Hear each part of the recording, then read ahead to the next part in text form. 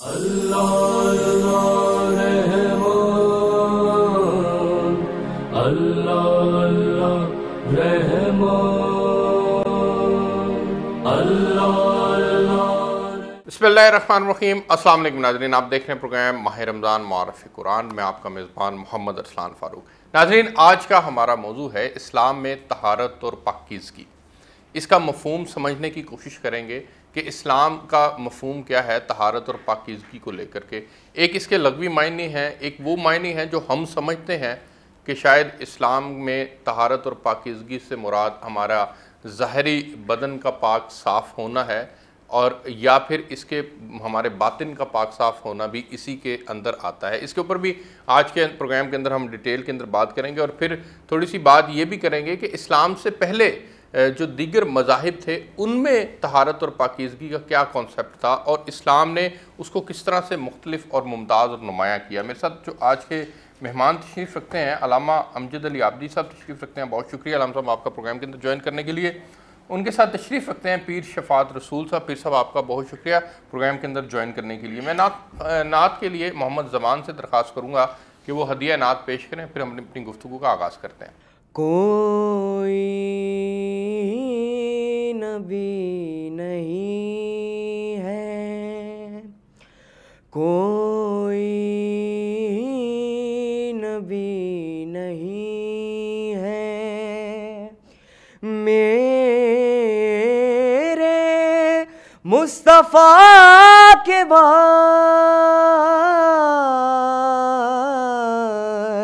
شیر خدا نہیں ہے کوئی مرتضیٰ کے بعد، کوئی نبی نہیں ہے، نہ ہے کسی کے بیٹے حسین و حسن سے، اور نہ ہے کسی کے بیٹے حسین و حسن سے، اور نہ فاطمہ سما ہے کوئی فاطمہ کے بعد، کوئی نبی نہیں ہے میرے مصطفیٰ کے بعد، کوئی نبی نہیں ہے، جیسی پڑھی حسین نے تیروں کی چھاؤں میں، جیسی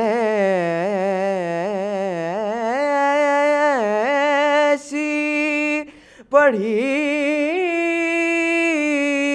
حسین نے تیروں کی چھاؤں میں، ویسی نماز پھر نہ ہوئی کربلا کے بعد، ویسی نماز پھر نہ ہوئی کربلا کے بعد، کوئی نبی نہیں ہے، دربار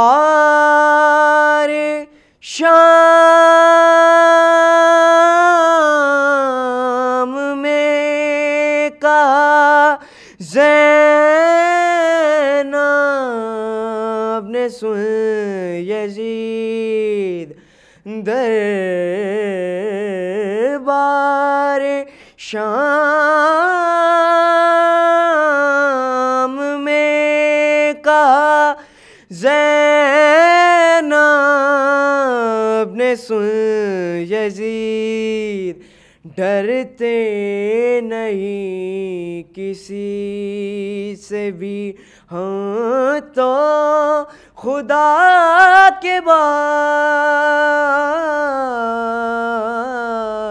کوئی نبی نہیں ہے، میرے مصطفیٰ کے بعد کوئی نبی نہیں ہے۔ بہت شکریہ محمد زمان ہدیہ نعت کے لیے۔ میں علامہ صاحب آپ کے پاس آنا چاہوں گا، امجد علی عابدی صاحب۔ اللہ تعالیٰ ارشاد فرماتے ہیں کہ بے شک اللہ پسند کرتا ہے بہت توبہ کرنے والوں کو اور عزیز رکھتا ہے صاف ستھروں کو۔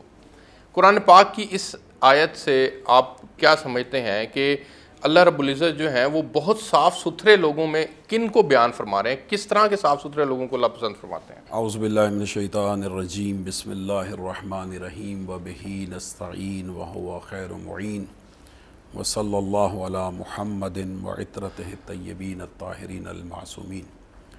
اما بعد، فاروقی صاحب، جس طرح کہ آپ نے ابھی ارشاد فرمایا کہ اسلام پاکیزگی کا مذہب ہے اور طہارت کا مذہب ہے، قرآن مجید میں متعدد آیات ایسی ہیں کہ جو طہارت پہ دلالت کرتی ہیں۔ طہارت کے لیے جو ہے وہ لفظ طہر استعمال ہوتا ہے، اور اس سے مشتق پھر بہت سارے الفاظ ہیں جو اسی طہر کا مفہوم رکھتے ہیں، اور یہ کم و بیش قرآن مجید میں 31 آیات ہیں کہ جو طہارت پہ دلالت کرتی ہیں۔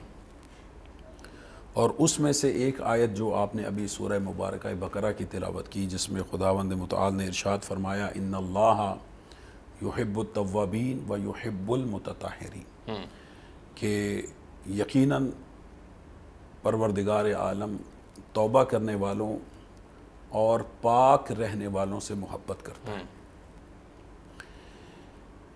مناسبت یہ ہے کہ یہ ہمارا پروگرام ماہ مبارک رمضان میں ہے، اور ماہ رمضان شہر التوبہ ہے، اور یہ توبہ کا مہینہ ہے۔ توبہ جب انسان اپنے گناہوں سے کرتا ہے تو وہ اتنا کریم پروردگار ہے کہ وہ تائب سے، یعنی توبہ کرنے والے سے محبت کرتا ہے۔ اور پھر فرمایا یحب المتطہرین، کہ اللہ پاک رہنے والوں سے محبت کرتا ہے۔ قرآن مجید میں 31 مقامات ہیں، اور پھر جو شارع علیہ السلام ہیں جنہوں نے قرآن کی آیات کی تفسیر اور تشریح بیان فرمائی ہے اپنی احادیث مبارکہ کی روشنی میں، پیغمبر گرامی اسلام صلی اللہ علیہ وآلہ وسلم نے کم و بیش 5500 احادیث طہارت کے متعلق بیان فرمائی ہیں، پاکیزگی کے متعلق بیان فرمائی ہیں، جو کہ مختلف کتابوں میں موجود ہیں۔ طہارت کے حوالے سے میں سمجھتا ہوں کہ طہارت 3 قسم کی ہوتی ہے۔ ایک ظاہری طہارت ہوتی ہے، ایک باطنی طہارت ہوتی ہے، اور ایک اخلاقی طہارت ہوتی ہے۔ جو ظاہری طہارت ہے وہ آپ کے لباس کا پاک ہونا ہے، آپ کے بدن کا پاک ہونا ہے، آپ کے گھر کا پاک ہونا ہے، آپ کے اطراف کا پاک ہونا ہے۔ اور باطنی طہارت وہ ہے کہ جو فقہی اصطلاح میں ہمیں وضو کی صورت میں، غسل کی صورت میں اور تیمم کی صورت میں حاصل ہوتی ہے۔ ٹھیک۔ اور جو اخلاقی طہارت ہے وہ قلبی طہارت ہے، روح کی طہارت ہے، اور وہ طہارت حاصل کرنے کا ذریعہ جو ہے وہ یہ ہے کہ آپ اپنے آپ کو رذائل سے پاک کریں، رذائل سے پاک، شرک سے پاک کریں، جھوٹ سے پاک کریں، غیبت سے پاک کریں، بہتان بازی سے پاک کریں، افتراء سے پاک کریں، قذف سے پاک کریں۔ یعنی یہ جو صفات رذیلہ ہیں، ان سے اپنے آپ کو پاک کرنا، یہ اخلاقی اور معنوی طہارت ہے۔ بالکل ٹھیک۔ تو یہ طہارت کی اقسام ہیں، ہاں اور عالم اسلام جو ہمیں خداوند متعال کی طرف سے اور پیغمبر اکرم کی طرف سے طہارت کے احکام ملے ہیں، اس حوالے سے تمام ادیان میں سے پاکیزہ ترین جو مذہب ہے وہ مذہب اسلام ہے۔ بالکل ٹھیک ہے، مذہب اسلام ہے۔ مجھے آگے بڑھنے دیں، پھر میں اس کے اوپر بھی میں نے آنا ہے اور اس کا پھر کمپیریزن کریں گے پچھلے مذاہب کے ساتھ بھی۔ میں پیر شفاعت رسول صاحب کے پاس آنا چاہوں گا۔ سر، طہارت اور پاکیزگی اس کو ایمان کا حصہ قرار دیا گیا ہے، یہ کیسے ایمان کا حصہ ہے؟ اس کے اوپر روشنی ڈالیے گا۔ بسم اللہ الرحمن الرحیم۔ نبی پاک صلی اللہ علیہ وسلم کا ارشاد گرامی ہے، صلی اللہ علیہ الطہارۃ نصف الایمان، کہ طہارت نصف ایمان ہے۔ اور آپ نبی پاک صلی اللہ علیہ وسلم پر اترنے والی آیات اگر ان کا مشاہدہ کریں، دیکھیں، تو اس میں اللہ تعالیٰ نے پہلی آیت میں اقرأ بسم ربک الذی خلق پڑھنے کی تلقین کی، تعلیم کی تلقین کی۔ تعلیم جو ہے وہ بھی طہارت کا ذریعہ ہے۔ جہالت سے طہارت تعلیم سے ہوتی ہے۔ کوئی بھی معاشرہ کسی بھی طہارت کے منزل پر فائز نہیں ہو سکتا جب تک اس کے پاس تعلیم، علم، شعور اور آگہی نہ ہو۔ ٹھیک۔ اس لیے اللہ رب العالمین نے دین اسلام کی آغاز جس آیت سے کی وہ لفظ اقرا تعلیم ہے۔ اب یہاں تو ہم نے میں اس میں ایک ایڈیشن کرنا چاہوں گا، تعلیم سے مراد یہ ہے کہ نظریات کی پاکیزگی اور درستگی جو ہے وہ ٹھیک رہنا، وہ تعلیم اس میں معاون ثابت ہوتی ہے۔ وہ بھی جو آپ کہہ رہے ہیں وہ بھی اس کا جز اور حصہ ہے، مگر آپ کسی سطح کی کوئی طہارت ہو، جس طرح فکری طہارت ہے، عملی طہارت ہے، اخلاقی طہارت ہے، ظاہری طہارت ہے، بدنی طہارت ہے، باطنی طہارت ہے، یہ وہی شخص ان مراحل سے گزر سکتا ہے نا جس کے پاس علم ہوگا ان چیزوں کا۔ جس کے پاس علم ہی نہ ہو تو وہ کسی بھی طہارت کی منزل پر نہیں پہنچ سکتا۔ یہ تو اشارت النص سے یہاں طہارت کا معنی ہم نے نکالا کہ معاشرے کی اصل تطہیر انفرادی سطح پر یا اجتماعی سطح پر وہ ممکن ہی نہیں جب تک علم اور تعلیم نہ ہو۔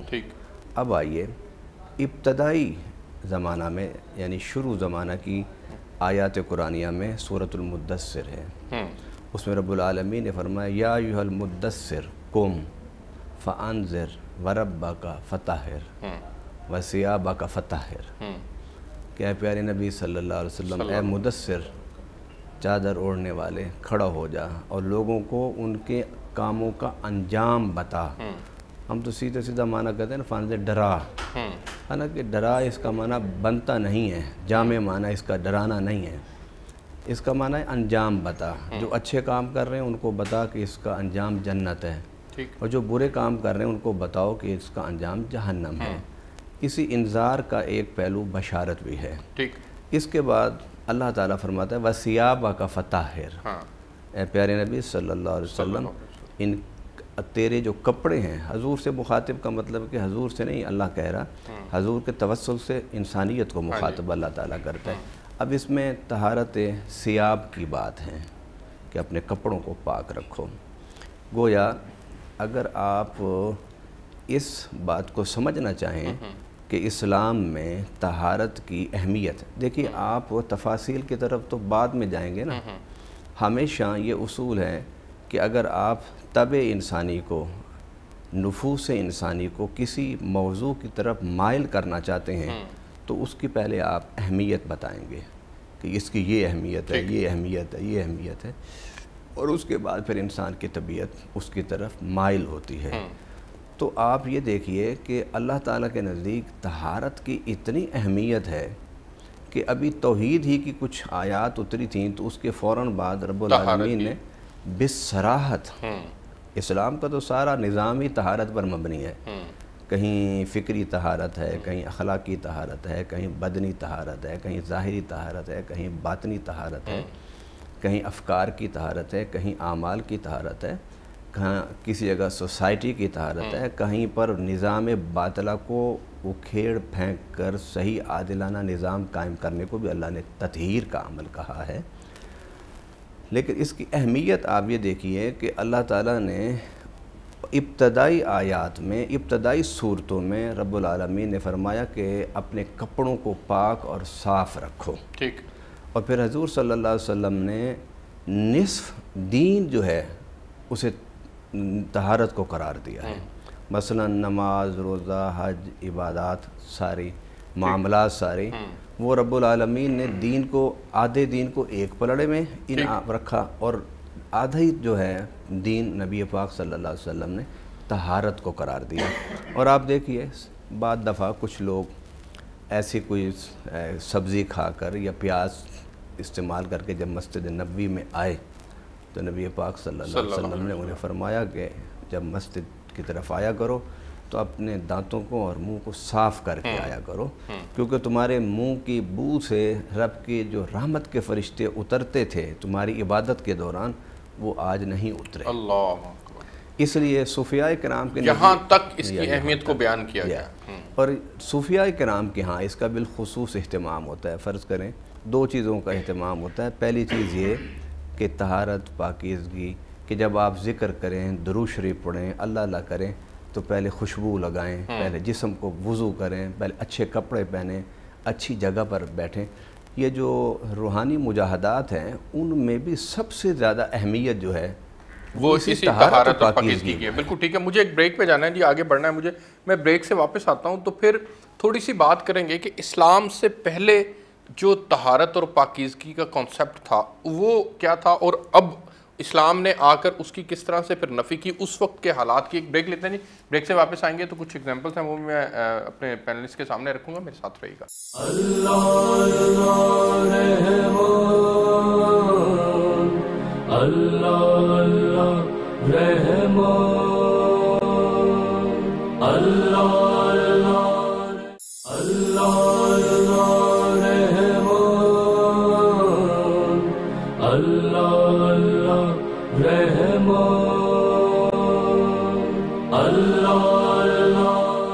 جی ویلکم بیک ناظرین۔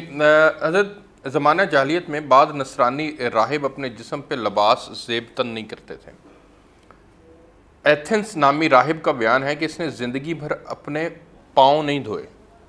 ابراہام نامی راہب کہتا ہے کہ میں نے 50 سال تک اپنے چہرے اور پاؤں کو تر نہیں کیا۔ یہ اسلام سے پہلے یہ مختلف راہب تھے جو صفائی اور پاکیزگی کو نہ سمجھتے تھے، نہ اس کے اوپر عمل کرتے تھے۔ اور ایون ایک اسکندریہ کے ایک راہب نے جب عیسائیوں کو غسل کا اہتمام کرتے ہوئے دیکھا تو کافی افسوس اور رنج کا اظہار کیا اور کہا کہ ہم سے پہلے تو ہم مدتیں گزر جاتی تھی، ہم پانی کے قریب نہیں جاتے تھے۔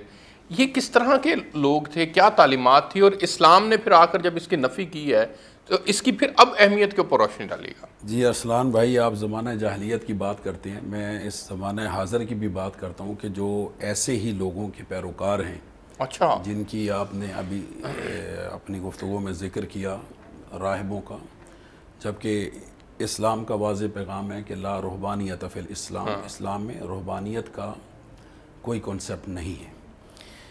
آپ نے زمانہ جاہلیت کی بات کی، جبکہ دور حاضر میں بھی جو ان کے پیروکار ہیں، آپ دیکھیں یورپ میں جو انہی راہبوں کے پیچھے چلتے ہیں، وہ اب بھی اسی روش پہ چلتے ہیں۔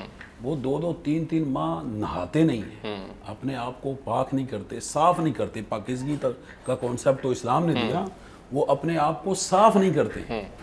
اور اگر میں حالات حاضرہ کے تناظر میں یہ بات کروں تو آپ دیکھیں کہ یہ جو کووڈ-19 ہے، کرونا وائرس، یہ یورپ میں اس لیے بھی زیادہ پھیلا ہے کہ اس میں طہارت کا، پاکیزگی کا کوئی کانسیپٹ نہیں ہے۔ اور جو اسلامی ممالک ہیں اس میں یہ اس جو وائرس ہے اس کا پھیلاؤ اتنا نہیں ہوا۔ اس کی وجہ کیا ہے؟ اس کی وجہ وہی پاکیزگی اور طہارت ہے۔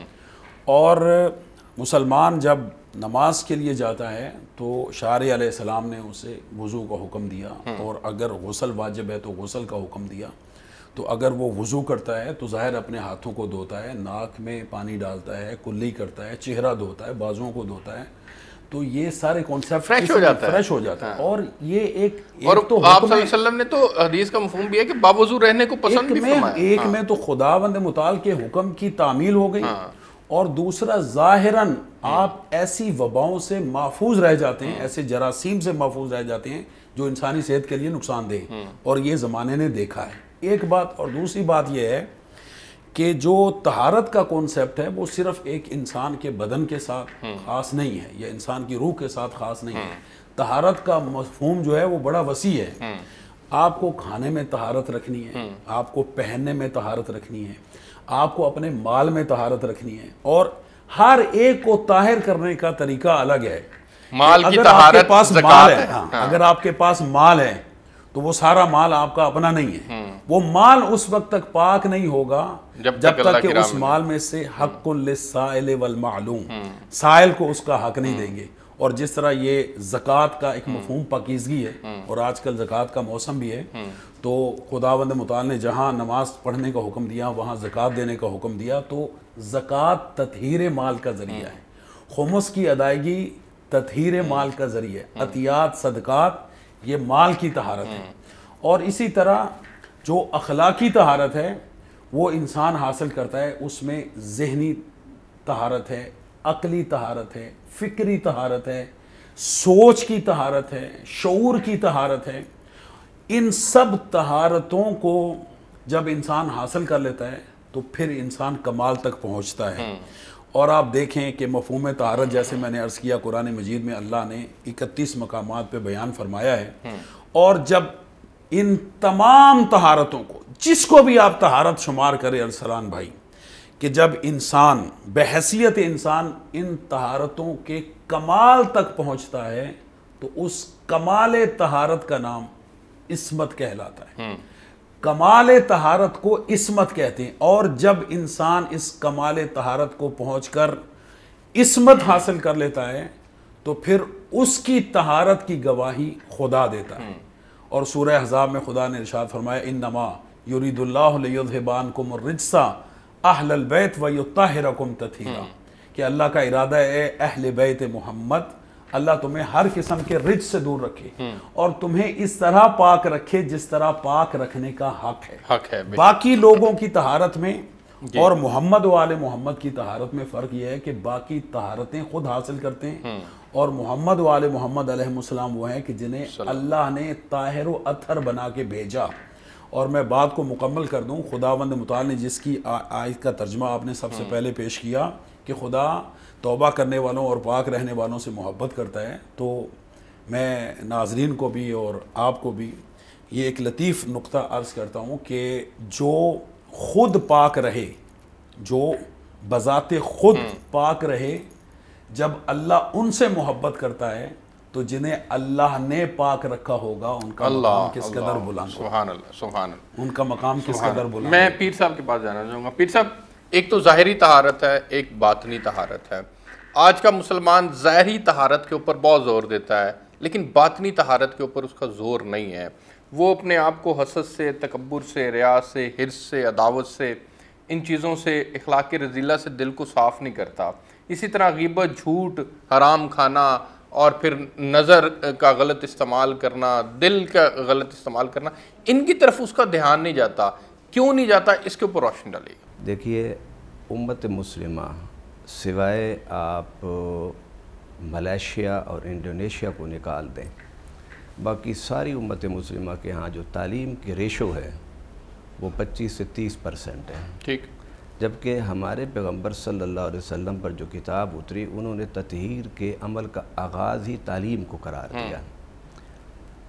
اب اگر ہم 30% تعلیم والے قوم تقابل کریں ان اقوام سے کہ جو 100% جہاں ایجوکیشن اور تعلیم ہے، تو ہمارا کوئی تقابل نہیں بنتا.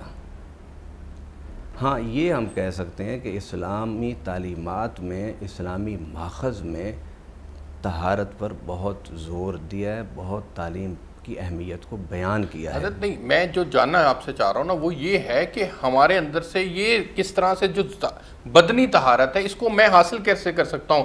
یہ آپ کا پیرخانہ مجھے سکھائے گا، ان کی مسجد سکھائے گی، میرا اسکول کا مدرسہ سکھائے گا، کون سکھائے گا؟ میں یہ جاننا چاہ رہا ہوں آپ سے.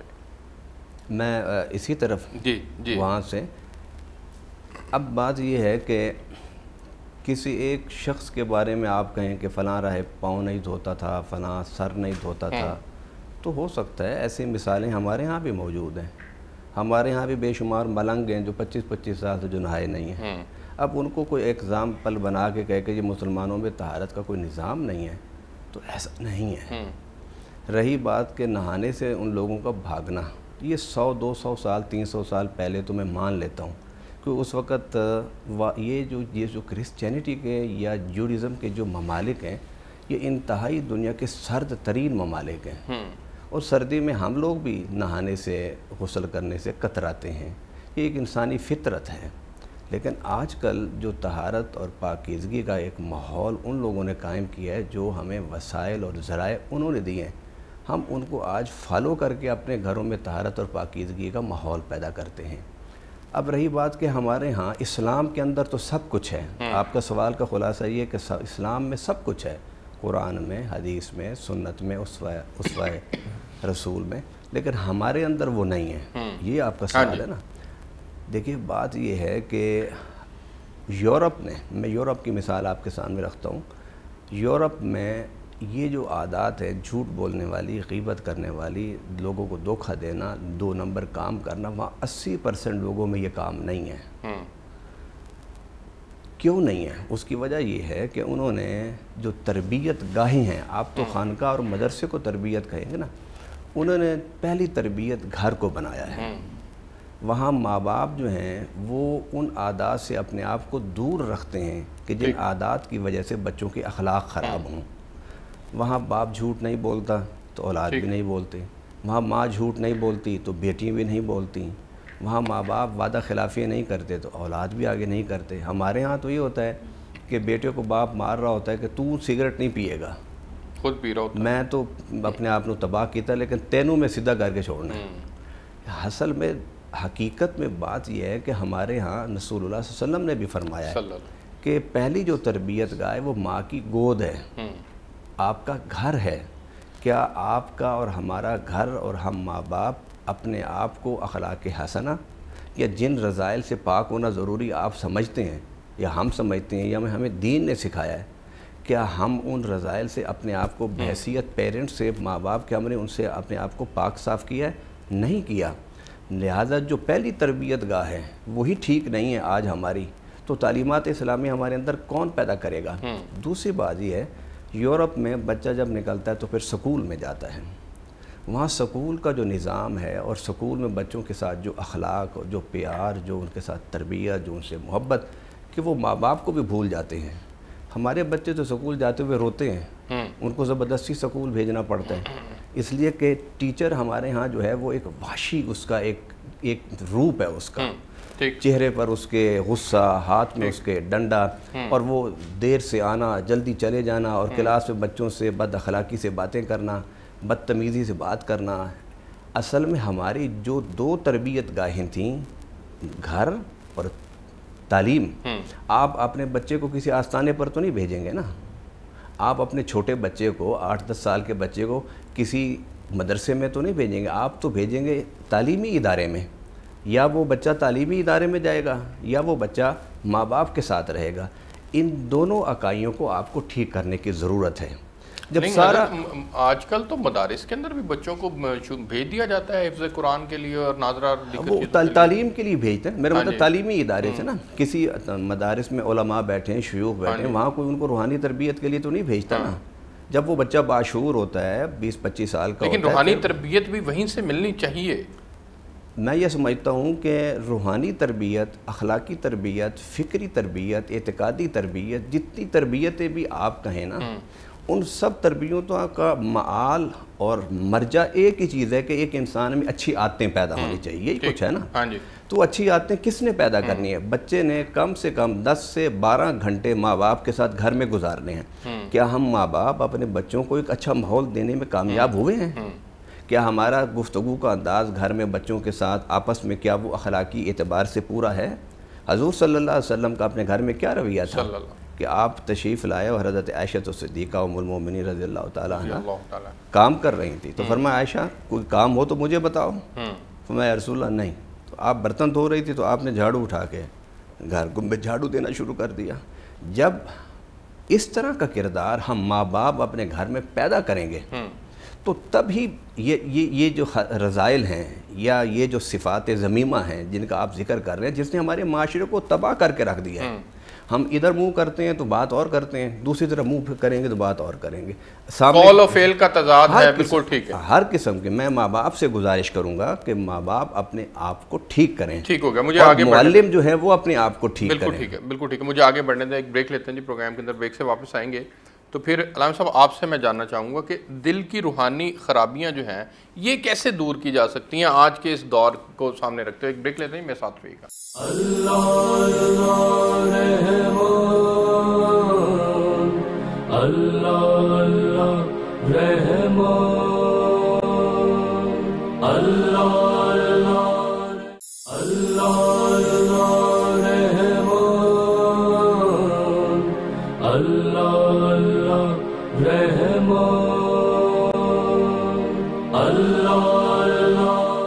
جی ویلکم بیک ناظرین. علامہ صاحب یہ فرمائیے گا کہ جس طرح سے اسلامی عقائد میں توحید کو اہمیت حاصل ہے، اسی طرح سے وہی حیثیت عبادت میں طہارت کو حاصل ہے. اب جب ہم طہارت کی اقسام کے اوپر بات کرتے ہیں تو پھر ہمیں میں سمجھتا ہوں کہ ہم چونکہ بظاہر تو ہماری ظاہری طہارت کے اوپر زیادہ زور ہوتا ہے، لیکن روحانی طہارت، بدنی طہارت، ان کے اوپر بھی ہمارا جو ہے وہ ہونا چاہیے کہ ہم اس کے اوپر بھی فوکس کریں اور زور دیں. میں نے ان سے ریزنز جاننے کی کوشش کی. میں آپ سے جاننا چاہتا ہوں کہ یہ جو دل کی روحانی بیماریاں اور خرابیاں ہیں حضرت، ان کے اوپر ذرا روشنی ڈالیے گا اور پھر ان کو ختم کرنے کے لیے کیا کرنا چاہیے، ہمیں کس طرح سے اس کے اوپر محنت کرنے کی ضرورت ہے. جی ارسلان بھائی، میں عرض کروں کہ دو نظریے ہیں، دو سوچنے کے طریقے. ایک یہ ہے کہ ہمارا اسلام کیا کہتا ہے اور دوسرا یہ کہ مسلمان کیا کرتے ہیں. ٹھیک ہے. اور ضروری نہیں ہے کہ مسلمانوں کا عمل اسلام کا حکم قرار پائے، نہ اسلام کا حکم مسلمانوں کا عمل قرار پائے جو شارع علیہ السلام نے بتایا. ٹھیک. میں نے گفتگو کے آغاز میں یہ کہا تھا کہ مذہب اسلام من حیث المذہب تمام ادیان میں سے پاکیزہ ترین مذہب ہے. بے شک بے شک. صوفی صاحب جو ہیں وہ یورپ کی مثال دیتے ہیں. میں کبھی بھی یورپ کی مثال نہیں دیتا ہوں. وہ اس لیے نہیں دیتا ہوں کہ ان پہ چیک اینڈ بیلنس حکومتوں کی طرف سے بہت سخت ہے. آج اگر ان کی طرف سے چیک اینڈ بیلنس ہٹا دیا جائے تو پھر آپ دیکھیں گے کہ ان کے کس قدر رذائل سامنے آتے ہیں. وہ تو آتے ہیں اکثر. اور جو ان کی اخلاقی بیماریاں، یہ تو ظاہری رکھ رکھا ہوا نا جی، گھر صاف رکھیں اور یہ، اور وہاں والدین کی بچے کیا عزت کرتے ہیں. ایک کال پہ جو ہے وہ بچے والدین کو اندر کروا دیتے ہیں یا والدین بچوں کو شکایت کر کے اندر کروا دیتے ہیں اور پولیس لمحوں میں پہنچ جاتی ہے اور وہ ساری جو اقدار ہیں جو اسلام نے بتائی ہیں، والدین کے حقوق، اولاد کے حقوق، وہ سب پس پش ڈال دیے جاتے ہیں. تو لہٰذا میں کبھی یورپ کی مثال نہیں دیتا. ہمارے ہاں بہترین نمونہ ذات مصطفیٰ ہے، ختم مرتبت کی ذات ہے، اور ان کی اہل بیت اور اصحابہ کرام جو منتجبین ہیں ان کی جو ہے وہ ہمارے لیے زندگی مشعل راہ ہے. اور اسلام کے آگے کوئی بھی جو ازم ہے، خواہ اسے آپ کوئی بھی نام دیں، وہ ہیچ ہے. اصل جو افکار ہیں اسلام کے وہ مربوط ہیں وحی الہی کے ساتھ. خدا نے رسول کو حکم دیا اور رسول نے پھر ہمیں بتایا اور ان کی اطرت نے اور اصحاب منتجبین نے ہمیں کر کے دکھایا. تو ہمارا بیسک مذہب جو ہے وہ طہارت کا مذہب ہے. اور اس میں نے گفتگو کے آغاز میں کہا، مجھے تھوڑی بات مکمل کرنے دیجیے گا، کہ ایک ظاہری طہارت ہے اور ایک باطنی طہارت ہے. ظاہری طہارت کیا ہوتی ہے؟ یہ آپ کے بدن کی طہارت، آپ کے جسم کی طہارت. اس پہ کوئی نجاست لگ جائے تو اس کو پاک کریں. اور باطنی طہارت وہ ہے کہ جس کے طہارت کے ذریعے پھر آپ نماز پڑھتے ہیں، آپ طواف کرتے ہیں، آپ قرآن مجید کے حروف کو چھوتے ہیں. اور وہ طہارت کیسے حاصل ہوتی ہے؟ غسل سے، وضو سے اور تیمم سے. یہ انسان کے باطن کو پاک کرتی ہے. اور اسلام اس قدر طہارت کا مذہب ہے کہ جو بھی ایام خاص ہیں مذہب اسلام میں، ان ایام میں اللہ نے غسل کو مستحب رکھا ہے. ابھی ایام سیام ہیں، شبہ قدر آئیں گی. شبہ قدر میں جو ہے غسل کرنا مستحب ہے، جو غسل کریں. اور پھر اس کے علاوہ جب انسان پہ کیفیتیں طاری ہوتی ہیں تو اس میں اسلام نے غسل رکھا ہے کہ اس کا باطن پاک ہو. عورتوں کی مختلف کیفیتیں ہیں جو ہے ان کو حاصل کریں تو اس کے بعد وہ غسل کریں. بالکل ٹھیک. اور پرانی قومیں جو ہیں ان میں ایسا کوئی کانسیپٹ نہیں تھا, اور بعض قوموں کو اللہ نے مسخ کر دیا ان کی خواتین کی طہارت کے نہ ہونے کے سبب سے. تو یہ طہارت تو میں سمجھتا ہوں اسلام میں اس قدر ضروری ہے کہ جب بچہ ماں کے شکم میں آ جاتا ہے تو ماں کو چاہیے کہ اس وقت طاہر چیزیں کھائے, حلال کھائے, سوچ اور فکر کو پاک رکھے کہ اس کا اثر بچے پر پڑتا ہے. یہ تو تھی ظاہری اور باطنی طہارت. اور جس کی طرف آپ نے اشارہ کیا ہے یہ اخلاقی طہارتیں ہیں. یہ مثلا جھوٹ سے سچ کی طرف ہجرت کرنا, بغض سے ایمان کی طرف ہجرت کرنا, پھر جو ہے وہ تہمت سے اپنے آپ کو دور رکھنا, غیبت سے اپنے آپ کو دور رکھنا, حسد سے اپنے آپ کو دور رکھنا, یہ سب رذائل خبیثہ ہیں.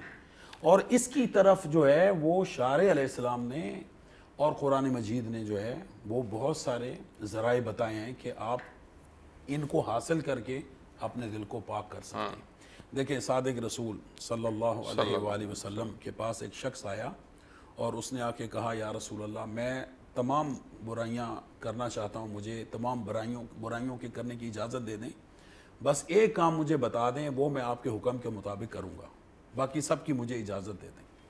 اگر کوئی ہمارے پاس کوئی ایسا سوال لے کر آئے تو ہم اسے ڈنڈے مار کے بھگائیں گے, لیکن پیغمبر اکرم حکیم ہے, وہ جیسا مریض ہوتا ہے اس کو ویسی دوائی دیتے ہیں. بالکل ٹھیک. تو پیغمبر اکرم نے فرمایا کہ چلے میں تمہیں صرف ایک بات کی تعلیم دیتا ہوں, اس کا میرے سے وعدہ کرو.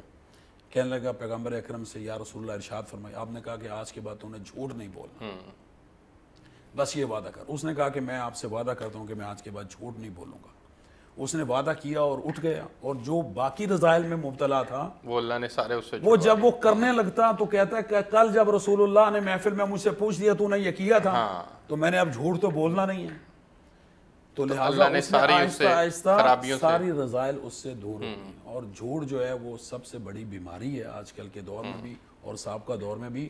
اور قرآن مجید میں خداوند متعال نے سب سے زیادہ مذمت جھوٹ کی ہے کہ جس پر اللہ نے لعنت کی, لعنت اللہ علی الکاذبین, جھوٹوں پر لعنت. تو لہٰذا ان رذائل کو دور کرنے کا ذریعہ یہ ہے کہ ہم اسلامی تعلیمات کی طرف متوجہ ہوں, پیغمبر اکرم کی سیرت کو اپنائیں, اور دیکھیں جو اللہ نے تقدیر میں, جو مقدر میں انسان کو لکھا ہے, جو رزق اس کے مقدر میں ہے وہ اس کو ملے گا. رزق کے حوالے سے یہ ہے کہ جس طرح موت انسان کو تلاش کرتی ہے اسی طرح اس کے مقدر کا رزق بھی اس کو تلاش کرتا ہے, وہ سب چیزیں اس کو ملیں گی. اسلامی تعلیمات کو اپنائیں کہ مذہب اسلام اور اس کے افکار مضبوط ترین افکار ہیں کہ یہ وحی الہی سے مربوط ہیں, اور اسلام کے آگے کوئی ازم نہیں ہے, کوئی ازم نہیں ہے. بالکل ٹھیک ہے. مجھے آگے بڑھنے دیں. آپ صلی اللہ علیہ وسلم نے ارشاد فرمایا اے انس پوری طہارت کیا کرو تاکہ تمہاری عمر دراز ہو. حضرت اس کی ذرا تھوڑی سی وضاحت بیان فرمائیں, پوری طہارت سے کیا مراد ہے, اور پھر اس کے فضائل کے اندر اللہ کے نبی نے فرمایا کہ تمہاری عمر دراز ہو, کیا اس کے علاوہ مزید اور فضائل جو ہیں آپ میرے ناظرین کے لیے اس پر روشنی ڈالیں گے؟ بالکل. میں ایک بات کا ذرا حضرت کی بات کی وضاحت بڑی ضروری ہے, وہ اس لیے کہ بات اسلام کی کمپیریزن کی نہیں ہے. اسلام ایک بے مثل و بے مثال مذہب ہے, نمبر ایک. نمبر دو, اسلام سے پہلے بھی جتنے مذاہب ہیں جو الہامی مذاہب ہیں وہ بھی وہی پر ہی مبنی ہیں, لیکن قرآن نے اور ہم اہل اسلام کا یہ عقیدہ ہے کہ اس میں انہوں نے کچھ تحریف کی ہے. ایک بات. دو باتیں. تیسری بات یہ ہے کہ اخلاقیات کی تعلیمات جو قرآن کے اندر ہے, سنت کے اندر ہے, وہی پہلی کتابوں میں من و عن وہی تعلیم اخلاقیات کی موجود ہے. آپ بائبل کو پڑھ لیں, تورات کو پڑھ لیں, انجیل کو پڑھ لیں, صحف ابراہیم اور موسیٰ کو پڑھ لیں جو آج کل دستیاب ہیں, اس میں اور اسلامی اخلاقیات میں کوئی ذرا بھر بھی فرق نہیں ہے. اس اخلاقیات میں بھی جھوٹ کو کبھی بھی اچھا نہیں کہا گیا, غیبت کو کبھی اچھا مذمت کی گئی, اس کی زنا کی مذمت کی گئی ہے, شراب کی مذمت کی گئی ہے, فحاشی کی مذمت کی گئی ہے, ماں باپ کے ساتھ بدسلوکی کی مذمت کی گئی ہے. اس کے امپلیمنٹیشن کے اوپر ساری دیکھیں بات یہ ہے کہ یہ جو الہامی مذاہب ہیں, ان الہامی مذاہب میں اخلاقیات کے چیپٹر میں تو اختلاف ہی نہیں ہے. بالکل ٹھیک ہے. اختلاف یہ ہے کہ چند اعتقادات میں انہوں نے جو تحریف کی ہے اس پر ہم لوگ گفتگو کرتے ہیں. اب اگر آپ آ جائیں ادیان کے فالوورز, ہم اور ان میں وہ ہم میں ابھی تک بہت ساری خامیاں ہیں. وہ اس وجہ سے نہیں کہ ہمارے اسلام میں کوئی خامی ہے، خامی ہمارے اندر ہے. جس طرح میں نے بتایا ہم میں عمل کرنے کا مسئلہ ہے حضرت، بس سمپل میں نے وہی بتایا نا.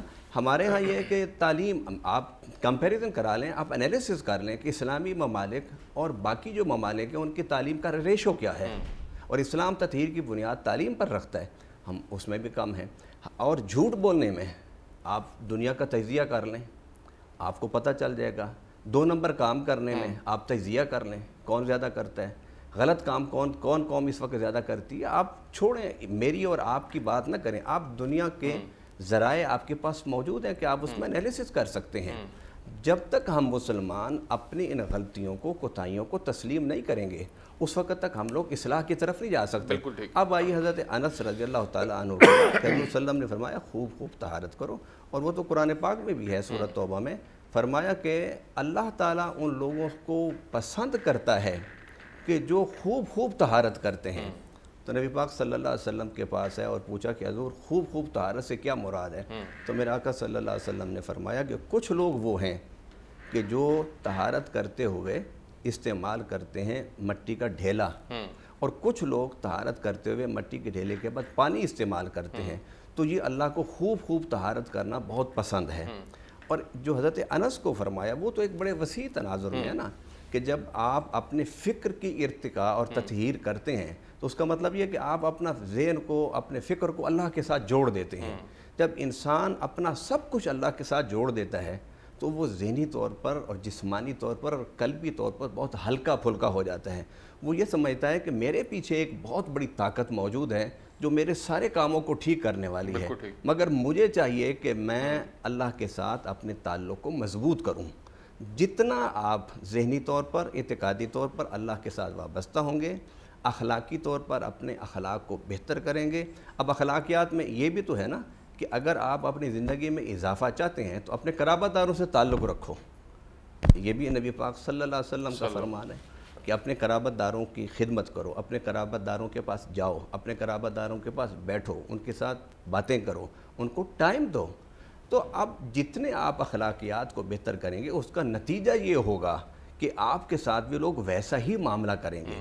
جب آپ کے ساتھ حسن سلوک کے ساتھ لوگ پیش آئیں گے، آپ کے ساتھ اچھے معاملے کے ساتھ پیش آئیں گے، اچھی گفتگو کے ساتھ پیش آئیں گے، تو آپ کی زندگی ایک خوشی میں بدل جائے گی. اور جب انسان کی خوشی زندگی میں بدلتی ہے، نفسیاتی طور پر، روحانی طور پر اس کی طبیعت پر بڑا اثر پڑتا ہے اور وہ بڑا خوشگوار اثر ہوتا ہے. اور اس خوشگوار اثر سے آج میڈیکل بھی یہی کہتی ہے کہ آپ جب رات کو سوئیں تو سوتے ہوئے ذہن پر تفکرات اور بوجھ لے کر نہ سوئیں. اگر آپ ذہن پر بوجھ لے کے رات کو سو جائیں گے تو اس کا اثر آپ کے ذہن، طبیعت پر نفسیاتی ہوگا کہ آپ نیند کی حالت میں بھی آپ کے جو آرگنز ہیں، آپ کے جو اعضاء ہیں جسمانی، وہ دباؤ میں رہیں گے، وہ ریلیکس نہیں ہو پائیں گے. اس لیے سونے سے پہلے اپنے ذہن کو ریلیکس کر کے سوئیں، اور پھر جب اٹھیں تو پھر اس کے بعد اپنے ذہن کو فوراً دباؤ نہ ڈالیں کہ میں نے یہ کام کرنا ہے، وہ کرنا ہے، یہ پریشانی، وہ پریشانی. ایسا نہ کریں، ریلیکس ہو کے اٹھیں اور وہ دعائیں پڑھتے ہوئے اٹھیں جو نبی پاک صلی اللہ علیہ وسلم نے فرمایا تھا. الحمدللہ الذی احیانا بعد ما اماتنا وجعلنا من المسلمین. میں اللہ کے حمد کرتا ہوں کہ جس نے مجھے مارنے کے بعد دوبارہ زندگی عطا فرما دی، کیونکہ موت کو بھی، نیند کو بھی موت کے ساتھ تعبیر کیا گیا. آپ جب اپنے اخلاق کو بہتر کریں گے، اور صرف اخلاق یہ ایک تطہیر کا ایک جز ہے، آپ فکری، عملی، اخلاقی ہر قسم کے تطہیر کے راستے پر چلیں گے، آپ خود بھی بہتر ہوں گے اور معاشرہ بھی بہتر ہوگا. ٹھیک ہے حضرت، آپ دونوں مہمانوں کا بہت شکریہ. میں آپ کچھ کہنا چاہ رہے ہیں؟ میرے اچھا آخری منٹ ہے صرف. جی میں صرف یہی عرض کرنا چاہوں گا کہ خداوند متعال نے ہمیں یہ شرف عطا فرمایا کہ ہمیں مسلمان گھرانے میں پیدا کیا ہے، تو ہمیں اسلام کی تعلیمات پہ کما حقہ عمل کرنا چاہیے تاکہ معاشرے کی اصلاح ہو سکے. بالکل ٹھیک، بالکل ٹھیک ہے. آپ دونوں مہمانوں کا بہت شکریہ. ناظرین، آپ نے پروگرام دیکھا. آج کا موضوع اسلام میں طہارت اور پاکیزگی کے موضوع پر تھا. اس کے بنیادی طور پر میں سمجھتا ہوں کہ 4 درجے ہیں. پہلا درجہ یہ ہے کہ ہم اپنے باطن کو شرک سے پاک کریں. دوسرا درجہ یہ ہے کہ حسد، تکبر، ریا، حرص، عداوت وغیرہ جیسے جتنے اخلاقی رذیلہ ہیں ان سے دل کو پاک کیا جائے. جتنے ناپسندیدہ اخلاق ہیں ان سے دل کو پاک کرنا، یہ نصف ایمان کہلاتا ہے.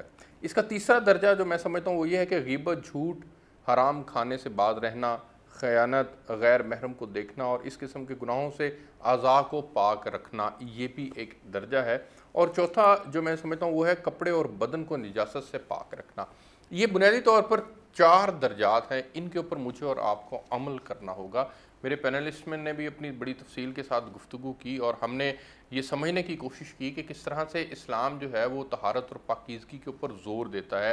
اس میں ہمارے نظریاتی پاکیزگی کا ہونا بھی بہت زیادہ ضروری ہے، ہمارے افکار ہمارے بہتر سے بہتر ہو جائے، ہماری سوچ بہتر ہو جائے، ہمارے سوچوں کے اندر جو ہے وہ جتنے بھی ہمارے جو مختلف قسم کی خرافات کا شکار ہم ہو چکے ہیں ان سے ہم باہر نکل جائیں۔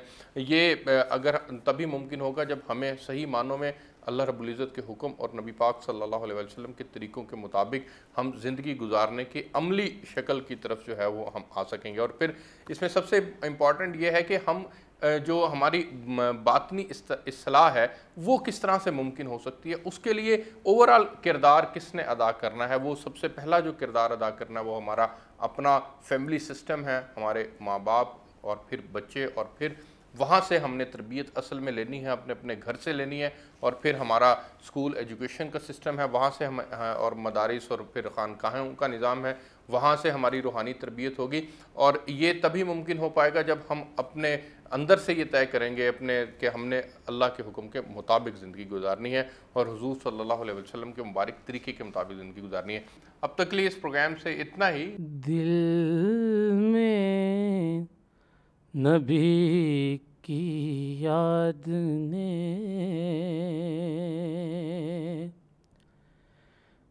ڈیرا جما لیا، دل میں نبی کی یاد نے، دل میں نبی کی یاد نے ڈیرا جما لیا، سارے غموں سے آپ کے غم نے بچا لیا، سارے غموں سے آپ کے، اور دنیا اے مہتاب پر انسان گیا تو کیا، میرے نبی نے چاند کو در پہ بلا لیا، میرے نبی نے چاند کو، اور دل میں بہار کا ہے میلہ لگا ہوا، دل میں بہار کا ہے میلہ لگا ہوا، جب سے تمہارے درد کو مہمان بنا لیا، جب سے تمہارے درد کو مہمان بنا لیا، دل میں نبی کی یاد نے ڈیرا جما لیا، سارے غموں سے آپ کے غم نے بچا لیا، دل میں نبی کی یاد نے ڈیرا جما لیا، دل میں نبی کی یاد نے، اور پلکوں پہ ناصر رکھ کے اشکوں کے کچھ دیے، ہم نے تو محفل کو یوں ہی سجا لیا، ہم نے تو محفل کو یوں ہی سجا لیا، دل میں نبی کی یاد نے۔ اللہ اللہ رحمان، اللہ اللہ رحمان۔